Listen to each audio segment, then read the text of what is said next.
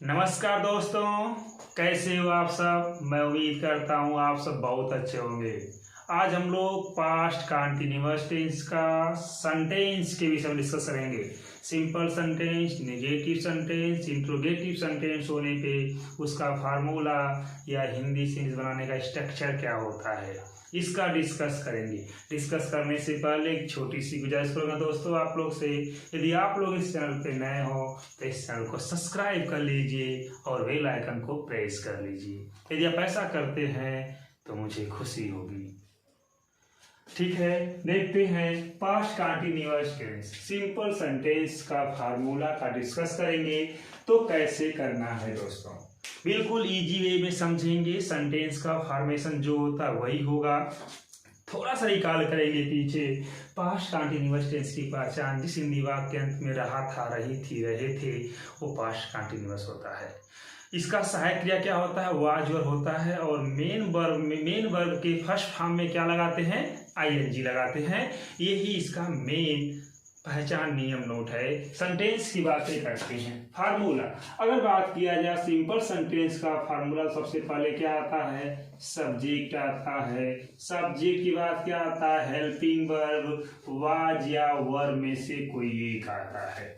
यदि करता है बहुवचन रहेगा तो वर का प्रयोग करेंगे, एक वचन रहेगा तो वाज का प्रयोग करेंगे। स्पेशल रूप से आई के लिए किसका प्रयोग करते हैं, वाज का प्रयोग करते हैं।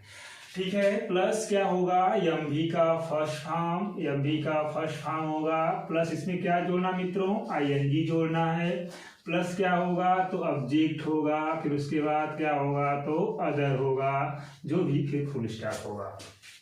इसी प्रकार अगर बात किया जाए किसका, निगेटिव सेंटेंस का, किसका बात किया जाए, निगेटिव सेंटेंसेस का बात किया जाए तो ये क्या होता है, इसमें सब यही रहेगा। बस ध्यान देना है कि हेल्पिंग वर्ब के बाद क्या लगा देते हैं, नॉट लगा देते हैं।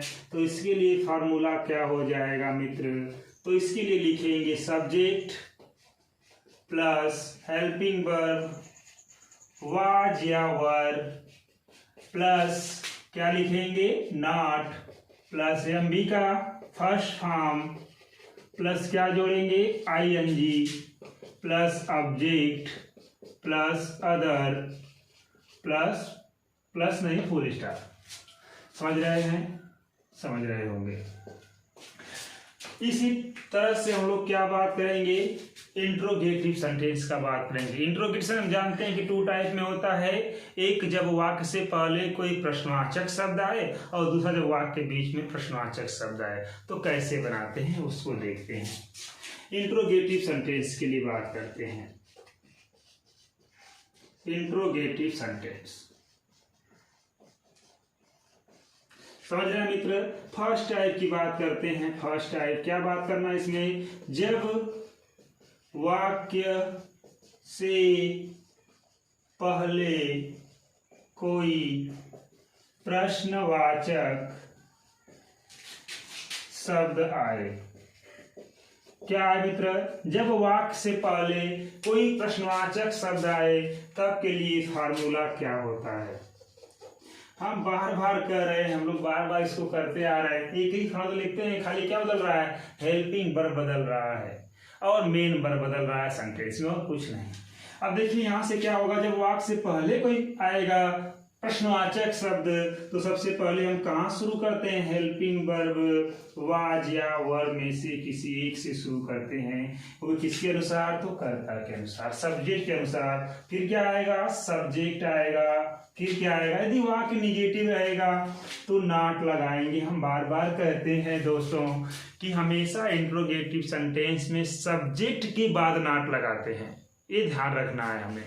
ठीक है, तो सब्जेक्ट प्लस नॉट प्लस क्या होगा, एमवी का फर्स्ट फॉर्म, फिर इसमें क्या जोड़ देंगे, आईएनजी जोड़ देंगे। प्लस क्या होगा तो ऑब्जेक्ट होगा, प्लस क्या होगा अदर होगा, प्लस क्या लगा देंगे, क्वेश्चन मार्क जरूर लगाएंगे, इसे लगाना नहीं भूलेंगे।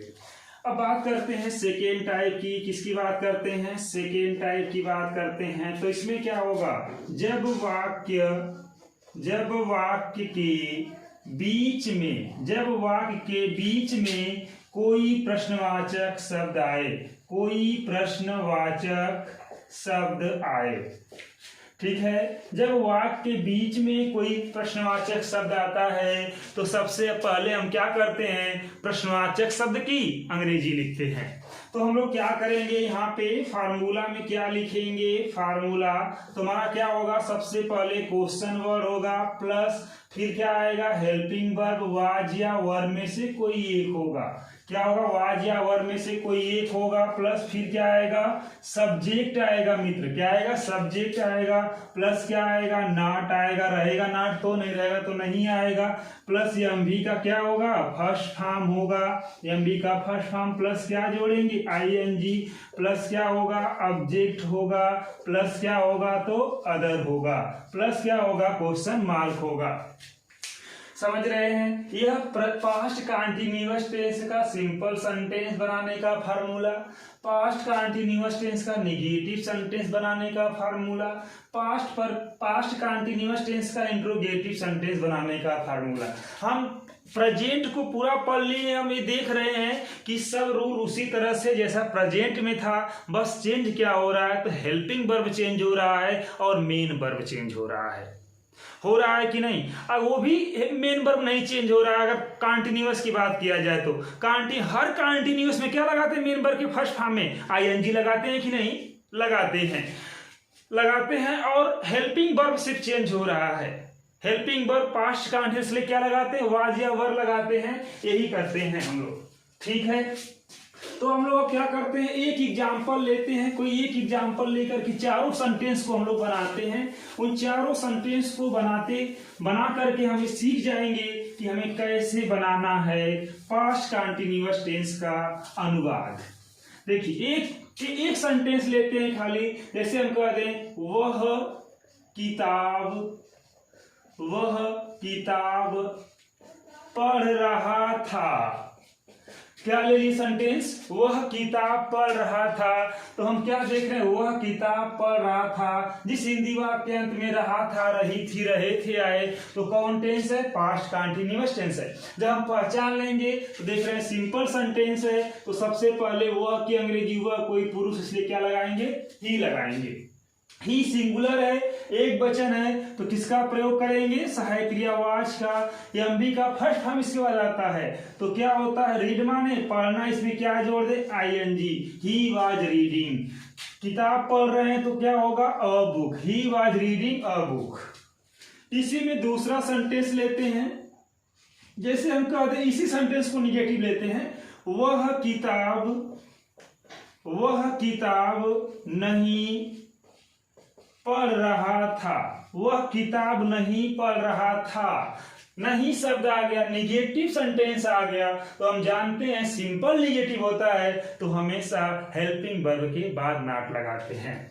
तो यहाँ पे क्या हो जाएगा, ही हो जाएगा, क्योंकि ही सब्जेक्ट है। इसके अनुसार क्या लगाएंगे, वाज लगाएंगे, नॉट आ रहा है तो नॉट लगाएंगे। रीड माने क्या होता है, पढ़ना होता है, इसमें क्या जोड़ेंगे, आईएनजी जोड़ेंगे। क्या पढ़ रहे हैं, तो ए बुक पढ़ रहे हैं, तो क्या हो जाएगा, he was reading a book.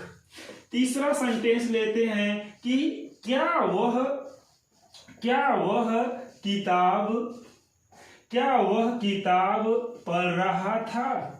ये सेंटेंस ले लिए कि क्या वह किताब पढ़ रहा था, तो इसका कैसे बनाएंगे, वह एक वचन है, सिंगुलर सब्जेक्ट है, तो किसका प्रयोग करेंगे, वाज ही। क्या हो जाएगा, वाज ही, क्या लिखेंगे, रीड में क्या जोड़ेंगे, ING. Was he reading a book, क्या हो जाएगा, was he reading a book, question mark. देखिए यहाँ पे क्वेश्चन मार्क रहेगा, जैसे लिखा गया was he reading a book. पहले क्या आता है, हेल्पिंग वर्ब आता है, सब्जेक्ट आता है, नॉट रहेगा तो आएगा, अन्यथा नहीं लगाएंगे, इसमें नहीं है तो नहीं लगाएंगे। रीडिंग आता है, मुख्य क्रिया के फर्स्ट में एनजी जोड़ते, अ बुक हो गया। चौथा सेंटेंस की बात करते हैं, एक ही सेंस में हम लोग समझने का प्रयास कर रहे हैं मित्र। अगर एक सेंस में समझते हैं तो बाकी सेंटेंस कर सकते हैं। वह क्यों किताब